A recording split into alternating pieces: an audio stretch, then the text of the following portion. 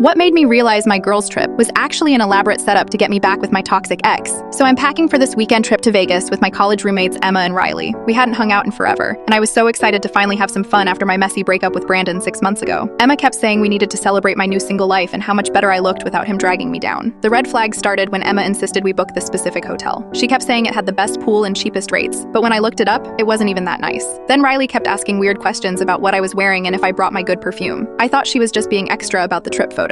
When we got to Vegas, Emma immediately suggested we check out this random sports bar for dinner. I wanted to go somewhere nicer since we were dressed up, but she insisted this place had amazing wings. As we're walking in, I see Brandon's stupid truck in the parking lot. My stomach dropped. I grabbed Emma's arm and told her we needed to leave right now. That's when Riley started acting all innocent, like, "Oh wow, what a crazy coincidence." But I could see them exchanging looks. Emma kept pushing, saying it would be rude to leave now and maybe we should just say hi since we're all adults. I felt like I was going to throw up. Brandon had been texting me for weeks trying to get back together, and I'd been ignoring him. We walk in, and of course Brandon is right there at the bar with his friend Mike. He does this whole fake surprised act, jumping up like he couldn't believe I was there. Emma practically shoved me toward him while Riley ordered drinks for everyone. I kept trying to signal them that I wanted to leave, but they kept making excuses. The worst part was watching Brandon put on his charm show. He kept buying rounds and telling stories about our old trips together, acting like he was this changed man. Emma and Riley were eating it up, laughing at his jokes and saying how much they missed having him around our group. I felt so betrayed sitting there. Then Emma goes to the bathroom and motions for me to follow. In there, she starts this whole speech about how Brandon seemed really sorry and how maybe I was being too harsh. She said he'd been calling her for weeks, crying about how much he missed me and how he realized he messed up. That's when I knew this whole trip was planned. I confronted her right there, asked if Brandon paid for our hotel rooms. She got defensive at first, then finally admitted he'd given her money for the trip because he wanted to surprise me and make things right. She said she thought I'd be happy once I saw how much effort he put in. I was livid. I told her about all the things she didn't know, how Brandon used to go through my phone, how he'd get jealous when I hung out with other friends, how he made me feel guilty for wanting to spend time with my family. Emma just kept saying people change and that he seemed genuine. When we got back to the table, Brandon had ordered my old favorite drink and was showing Mike photos on his phone. I heard him say something about our place